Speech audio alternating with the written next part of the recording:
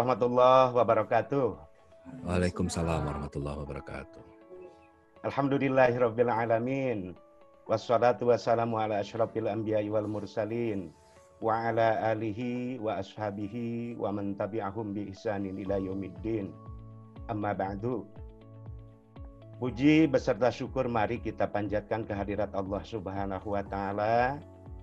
Dengan kudrat dan iradahnya, alhamdulillah hari ini, malam ini, saat orang-orang kebanyakan melakukan yang tidak penting, kita malah berkumpul untuk sesuatu yang sangat penting. Alhamdulillah. Ini salah satu tanda-tandanya bahwa insya Allah kita telah melakukan satu upaya untuk meraih pertolongan Allah Subhanahu wa taala menjadi orang yang sukses. Alhamdulillah, hari ini kita bersama-sama, saya yakin ada juga beliau yang hadir, Pak Haji Raden Abdul Malik, guru kita, pimpinan kita yang sangat-sangat kita cintai. Tadi sore saya berkomunikasi dengan beliau. Beliau, subhanallah, ini untuk kita semua. Dalam kondisi pandemi seperti ini, beliau bilang kerja. Dan beliau yang paling pertama bekerja. Jadi kalau sampai tidak hadir malam ini, saya tahu dari tadi sore beliau masih meracik. Kalau sampai beliau meninggalkan itu, waduh, kita yang repot. Jadi insya Allah beliau hadir bersama kita. Mudah-mudahan nanti di ujung setelah beliau meracik, beliau juga bisa muncul menyapa kita semua. Tapi kalaupun tidak, saya tahu sekali bahwa beliau ada untuk kita semua. Di sini juga kita berkumpul bersama Kortim, yang dipimpin oleh Bapak CEO yang luar biasa, yang justru jadi ikon TSI, yang selalu dinamis, yang selalu siap berinovasi, berkreasi, tidak jumud, tidak stagnan. Ya itulah gaya beliau seperti itu. Itu sebetulnya menunjukkan ada sesuatu yang selalu siap menyesuaikan, selalu siap berubah untuk kebaikan. Itu seperti itu. Terima kasih semuanya. Keluarga besar TSI yang saya hormatin dan Allah muliakan, kita tidak bisa menolak hari ini. Memang faktanya ada kondisi yang memang hampir 90% menyatakan tidak sesuai dengan harapan kita. Pandemi COVID-19 ini memang terjadi. Kita mungkin terkejut, tiba-tiba di depan pintu kita ada kucing-kucing kurus tidak terurus. Atau mungkin kita mendengar berita jutaan orang di PHK. Ada juga yang tiba-tiba jadi ahli tanaman di pot, ini termasuk saya. Dan ada juga yang ya ngahuleng ketika Liga 1 dihentikan, itu hiburan bapak-bapak gitu ya. Ya seperti itulah kenyataannya. Ya kalau boleh saya simpulkan, ada yang khawatir, ada yang bingung, ada yang panik. Ya, kegelisahan itulah yang terjadi.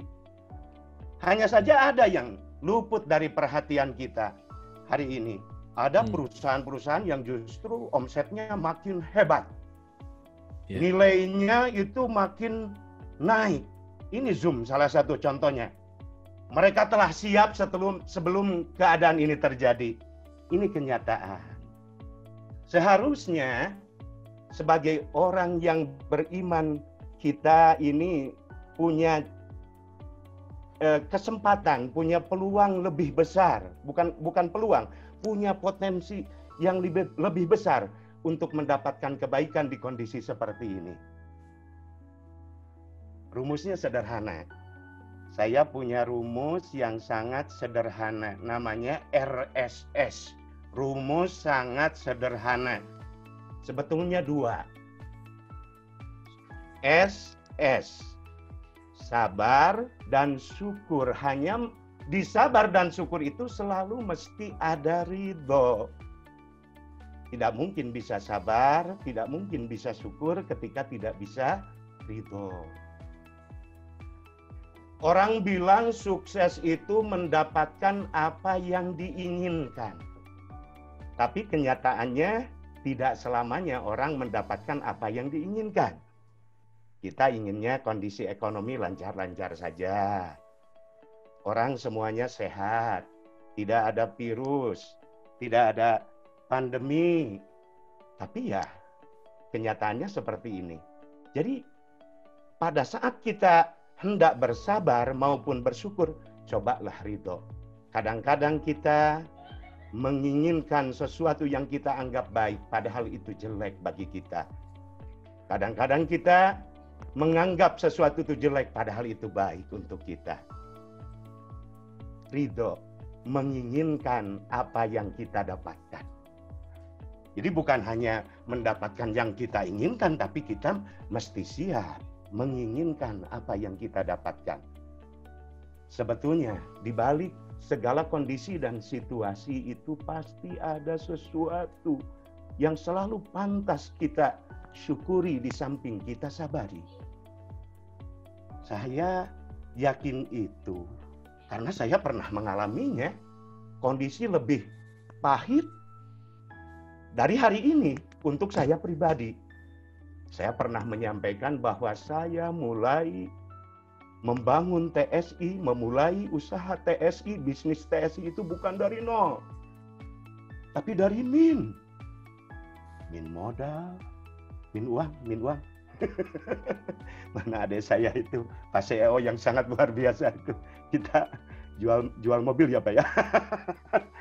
Juga min kepercayaan. Ini yang waduh. Tapi saya yakin di balik segala sesuatu masih banyak yang pasti bisa kita sabari dan kita bisa syukuri. Syaratnya mesti ada ridho, dan ridho hanya akan ada pada saat kita menjadi orang yang beriman. Makanya untung jadi orang yang beriman itu. Saat situasi kondisi sepertinya kok mengarah ke resesi, mengarah kepada kemiskinan, kita beriman, kita yakin ada Allah Maha Kaya, Maha Hebat, yang Rahman, yang Rahim. Kita selalu punya seperti itu. Ayo, siapa yang ingin atau ingin banget segala situasinya jadi kebaikan? Ayo, acungkan tangan. Ayo, acungkan tangan atau langsung di chat dijawab. Iya. Saya. Iya, sangat luar biasa katanya. Iya, Abi, ya adem pada ngelihat Bapak. Wah, ini saya es nih. AC, Pak. Iya, AC. Ya. Jadi yang pertama ridho, coba apa yang kita dapatkan hari ini itulah yang kita inginkan. Anda punya suami tidak seperti suami orang lain. Sudah, stop menunggu suami kita berubah seperti suami orang lain. Inginkan suami kita. Pak. Sudah, stop menginginkan istri kita jadi seperti istri orang lain. Oh, nggak kayak istrinya itu romantis. Sudah, stop. Berhenti menunggu istri kita berubah seperti istri orang lain. Inginkan istri kita ridho terhadap apa yang kita dapatkan. Bisa we cenah bapak mah da geulis cenah bojona. Geulis adain aja relatif eta mah. Gitu ya. Situasi pandemi saat ini ada sebetulnya hal-hal yang ya selalu bisa kita syukuri. Contohnya kalau dari sisi bisnis ada banyak perusahaan yang masih kuat, bahkan semakin hebat pada saat pandemi ini. Nanti kita akan di ujung kita akan lihat mengapa mereka bisa kuat seperti itu. Yang paling penting, yang pertama, mari kita bisa jadi orang yang bersabar. Sabar terhadap fitrah kita, teguh kita pada tujuan kita, caranya boleh berubah, tapi cara yang halal, tapi kita tetap pegang tujuan kita. Goal kita tetap kita pegang. Kita sabar. Teu ungut kalinduan, teu gedag gaanginan, gitu katanya kalau kata orang Sunda. Itu sabar namanya. Pada kondisi apapun, kita bersabar. Termasuk hari ini, kita diuji, sebetulnya tiap detik pun kita diuji. Bersabarlah. Sulit Pak, yang namanya sabar itu sulit Bapak, enak saja ngomong sabar. Sulit Pak. Iya, saya tidak juga bilang itu mudah, tapi kita bisa insya Allah. Allah tidak akan memerintahkan sesuatu kalau manusianya tidak diberi kemampuan olehnya. Insya Allah kita bisa. Kalau kita masih saja merasa ini, waduh, kita ini terpuruk sekali. Lihat ke bawah, masih banyak orang yang lebih rendah dari kita. Mau diganti Pak? Bu, mau diganti situasinya, kondisinya dengan yang di bawah? Enggak kan? Sudah, terima. Kita bersabar. Lalu sabar itu satu keteguhan, kekuatan yang akan menetapkan kita sesuai dengan fitrah, sesuai dengan tujuan yang telah ada sebelumnya. Lalu ada yang akan membuat kita lebih produktif, yaitu bersyukur. Syukur. Pasti yang bersyukur itu akan ditambah nikmatnya insya Allah. Saya yakin, dan kenapa kita tidak yakin? Katanya kita orang beriman. Coba nanti kita fokus kita kemana? Ini satu pertanyaan yang memang harus kita tanyakan kepada diri kita masing-masing. Fokus kita di mana? Karena di mana kita fokus, di sana energi mengalir. Dan pada saat energi mengalir, di sanalah bertumbuh. Kalau fokusnya bukan kepada hal-hal yang tidak penting nanti yang mengalir. Di mana fokus kita? Karena di mana kita fokus, di sana energi mengalir. Di mana energi mengalir, maka di sanalah akan bertumbuh. Kita fokus kepada hal yang penting, maka di sanalah di hal-hal yang penting energi kita mengalir, dan hal-hal yang penting itu akan terus mengalir. Dan jangan salah, nanti kita bikin skala prioritas. Mungkin tidak keburu malam ini Pak Pur ya. Ya pokoknya pastilah bisa lah, mana yang penting-penting itu yang mana gitu. Pokoknya bedakan antara keinginan dan kebutuhan. Pokoknya mana yang sebetulnya kita butuhkan, mana yang sebetulnya hanya keinginan. Kalau hidup kita masih banyak tekanan, itu tandanya kita banyak gaya. Rumus fisikanya ya, Paul. Iya, seperti itu. Ya, pokoknya seperti itulah. Fokus kepada hal-hal yang penting. Dan hal yang penting itu banyak. Dan dimulai dari kita menyadari, kita menerima terhadap apa yang hari ini ada pada kita, itu karunia dari Allah Subhanahu wa Ta'ala. Kita terima. Pernahkah kita pagi-pagi itu mencoba 10 saja menghitung nikmat? Ini mulai kerjakan 10 saja nikmat itu. Kita hitung nikmat. Oh, saya diberi mata, dengan mata ini saya bisa memandang. Ya Allah, terima kasih. Oh, saya diberi aplen. Aplen saya ini, coba aja lihat yang bagus-bagusnya saja, yang bagus-bagusnya. Saya diberi downline. Lihat yang bagus-bagusnya. Karena kalau kita melihatnya, fokusnya bukan kepada yang bagusnya, itu nanti energinya mengalir yang tidak bagus. Itu ya, yang bagus-bagusnya. Itu bersyukur. Insya Allah itu akan menambah. Pasti, insya Allahnya itu pasti. La in syakartum la azidannakum. Kalian bersyukur, pasti Allah tambah kualitasnya, nikmat untuk kalian. Bisa juga kuantitasnya, walaupun tidak semuanya jadi kuantitas ya. Umpamanya gigi tidak jadi lebih panjang karena kita syukuri. Gitu ya. Mengerikan Pak. Iya. Balik lagi, di kondisi pandemi ini sebetulnya kita masih termasuk perusahaan. Kalau ditanyakan karyawan saya itu, kadang-kadang saya agak ini juga takut, tapi bersyukur juga Pak Pur. Alhamdulillah kalau diterima ya. Orang lain PHK, kita masih dapat ini, dapat itu.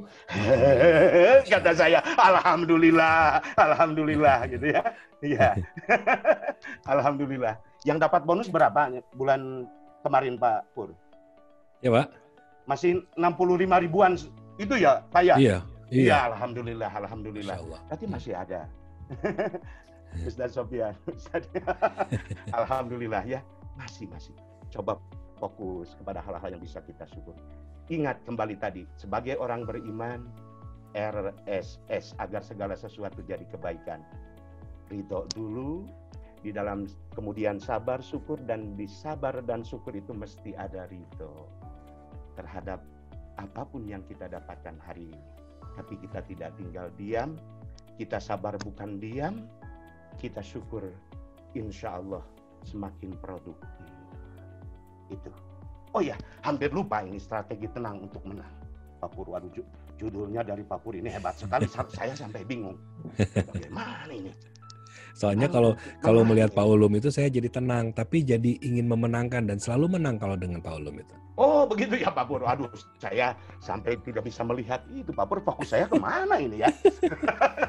Oh saya menenangkan ya, alhamdulillah kalau memang betul menenangkan. Ya.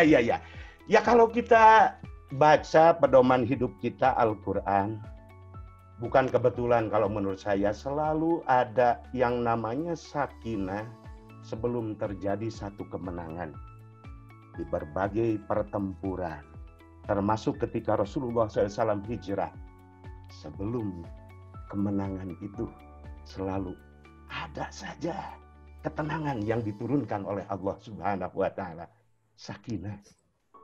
Memang dalam bahasa Arab tenang itu diungkapkan dengan berbagai perumpamaan. Ada aman, menang setelah gelisah itu aman. Kemudian ada juga tumaninah, sehingga ada nafsul mutmainnah. Ini Pak Kiai nanti yang ahlinya, saya bingung kalau menerangkan ini. Kemudian ada sakinah. Nah ini selalu dalam proses kemenangan itu sakinah selalu Allah turunkan. Memang betul, tidak serta-merta akan menang tanpa tenang yang saya tahu. Orang yang gelisah cenderung kalah, karena pada dasarnya mereka kalah terhadap dirinya sendiri, kalah terhadap nafsunya sendiri.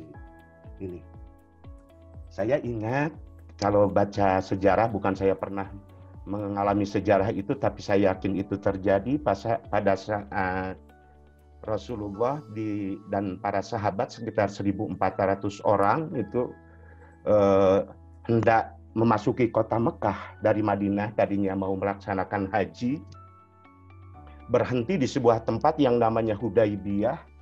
Mereka tujuannya ke Mekah memang berhaji, jadi tidak membawa persenjataan yang lengkap, bukan untuk perang. Mereka berhenti di sana, itu diketahui oleh orang-orang Mekah yang masih belum beriman.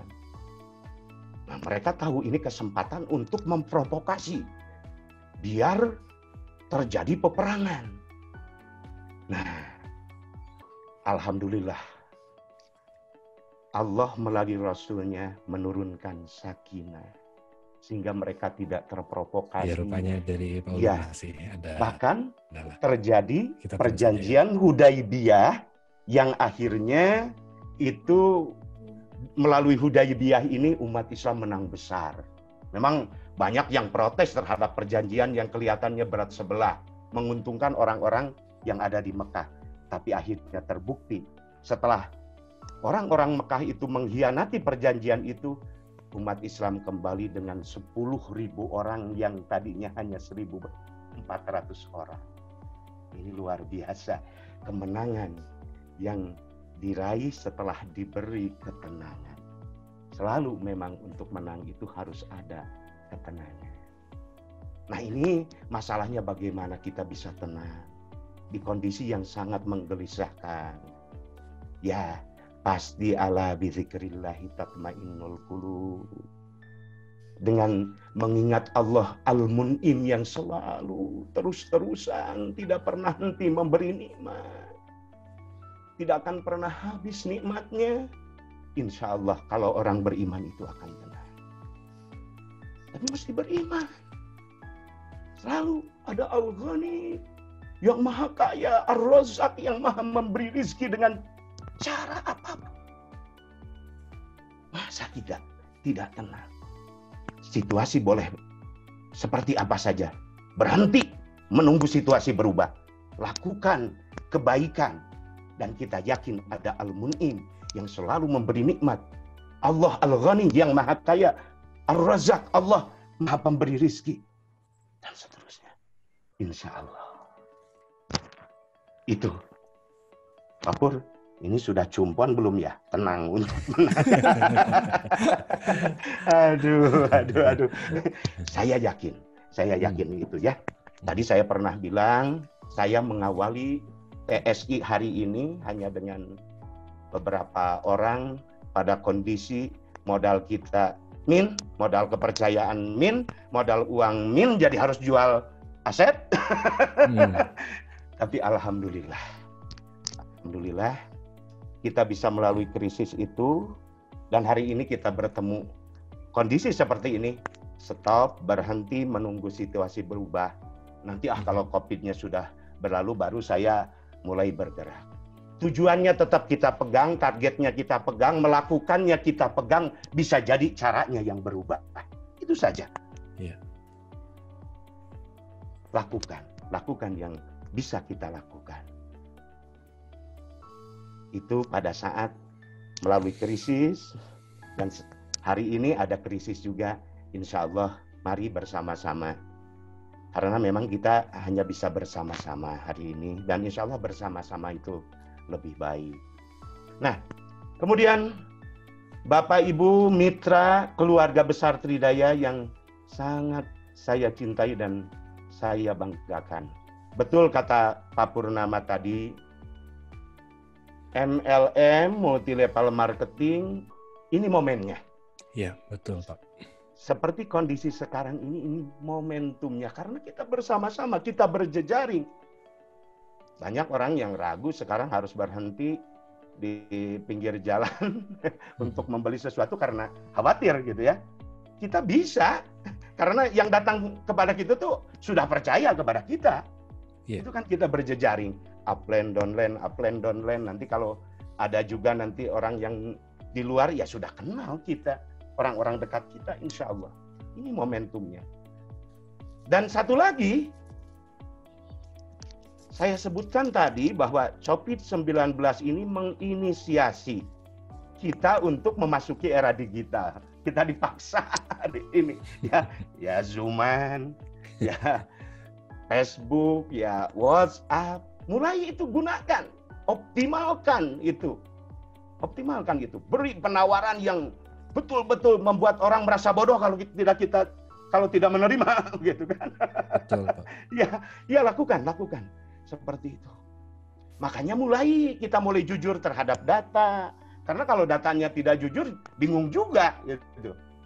Makanya yang kita mulai, yaitulah data, perbaikan data. Jadi harap semuanya mengerti untuk ini. Bayangkan kalau saja terbangun 1 juta mitra, itu bapak-bapak punya produk ini, punya komunitas yang namanya Tridaya Sinergi Indonesia, ngambil keuntungan 100 juga dilemparkan, itu sudah 100 juta bapak-bapak. Itu kalau mitranya sudah terbangun, datanya sudah bagus, itu bisa terjadi.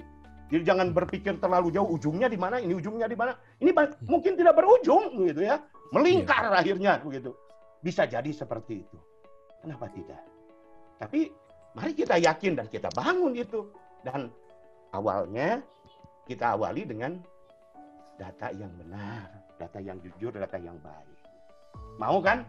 Punya untung 100 juta hanya ngambil uang, keuntungan 100? Ada yang mau atau mau banget? Mau banget. The power of recehan ya, Pak Ulum ya. Iya. Kalau sekarang the power of papepet ya, Bapak. Iya. Baik, Ibu Bapak Mitra Tridaya Sinergi Indonesia, sekali lagi ini momentum bagi kita di saat orang lain kebingungan. Kita sedikit bingung, tapi berhentilah bingung. lakukan yang bisa kita lakukan. Kalaupun tidak bisa bertemu langsung secara online, secara offline, maka ya kita lakukan secara online. Mulai belajar bagaimana etikanya, bagaimana cara menawarkan agar tidak ditolak. Jangan sampai kita baru pertama menghubungi langsung ditolak. Belajar itu. Umpamanya jangan dulu langsung menawarkan usaha kita. Kenapa tidak kita assalamualaikum dulu? Kita berikan apa yang mereka butuhkan. Kuncinya salah satunya di bisnis yang berhasil, pemasaran yang berhasil, termasuk kita ini adalah salah satunya adalah tahu kebutuhan orang lain. Bapak-bapak, ibu-ibu, orang itu ya pada dasarnya egois, mementingkan dirinya sendiri. Nah, ini peluang bagi kita. Ketika orang lain mementingkan dirinya sendiri, kita penuhi kebutuhannya. Kita penuhi kepentingannya. Coba lihat, orang itu biasa begini. Wah, bercermin gitu kan, asep itu ya. Terus gelis aja. Gitu kan? Tandanya orang itu ya begitulah. Mementingkan diri sendiri. Jangan diejek, ini kesempatan bagi kita, penuhi kebutuhannya. Ingat, salah satu air mineral itu tercipta karena ya itu tadi, tahu kebutuhannya. Orang naik bis, masa harus disodori termos? Bawa-bawa gelas, bawa-bawa termos, bawa-bawa apa gitu kan? Dengan digelasin air, dibotolin, ini bisa lebih mahal dari bensin itu. Itu sukses karena tahu kebutuhannya. Mari kita mulai memperhatikan orang lain, memperhatikan kebutuhan orang lain. Insya Allah itu ya. Jadi selalu ada peluang bagi kita. Mohon maaf lebih ini 5 menit ya Bapak Ibu ya. Nanti di pertemuan-pertemuan Zoom selanjutnya ya. Mudah-mudahan kita bisa bertemu lagi. Ya harapan saya ini bermanfaat bagi semuanya. Paling tidak kalau bagi saya ini melepaskan kangen ini, kangen bicara di hadapan bapak-bapak. Bukan bapak-bapak, bukan. Maunya saya mendengarkan sih sebetulnya ya Pak Pur ya. Ini Pak Pur yang suka ini. Paulus harus bicara. Iya, ditunggu Paulus soalnya sudah pada kangen. Iya. Ya, terima kasih bapak-bapak. Ya paling tidak RS saja Pak ya. RSS itu diingat-ingat. Kemudian tadi kita memasuki era digital, sadar data, kemudian kita belajar terus. Belajar menjadi master, menjadi orang-orang hebat, dan di Tridaya itu gampang. Mentor itu, waduh banyak ini.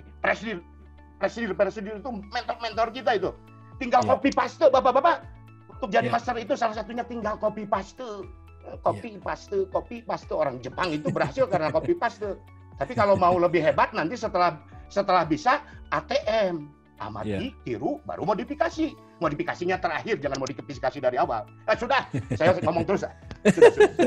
Aduh, hapunten gayanya saya seperti ini. Aduh, hapunten Kak Sadena. Mudah-mudahan bermanfaat. Hapunten Kak Sadena. Wassalamualaikum warahmatullahi wabarakatuh. Waalaikumsalam warahmatullahi wabarakatuh.